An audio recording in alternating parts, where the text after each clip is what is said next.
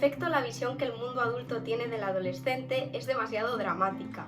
Sus problemas académicos se confunden con un fracaso absoluto, su indisciplina con la delincuencia y su experimentación con el sexo o el alcohol con la promiscuidad o la drogadicción. Desde el área de prevención de Proyecto Hombre queremos compartir con todos vosotros y con todas vosotras una visión positiva de la adolescencia. Es conveniente romper una lanza a favor de la adolescencia y optar por un desarrollo positivo de la misma.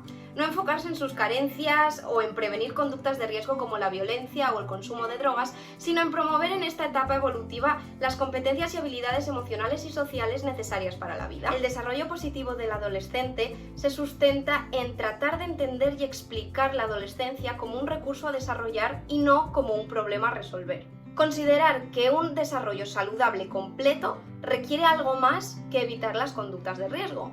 Y la promoción de habilidades sociales, emocionales, cognitivas y de comportamiento son claves para evitar precisamente esas conductas de riesgo, como promover la empatía, la asertividad, el respeto o la capacidad de negociación. Como padres y madres, lo que podéis hacer es identificar las fortalezas incluso en entornos de riesgo, buscar los recursos internos y externos que influyen en su bienestar, entender que las conductas de riesgo se producen por falta de capacidades y competencias y no por déficits.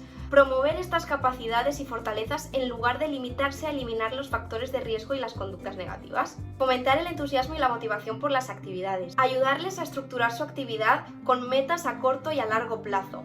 Potenciar las estrategias de afrontamiento adecuadas ante la frustración y, sobre todo, que se sientan valorados y que consigan confiar en sus posibilidades.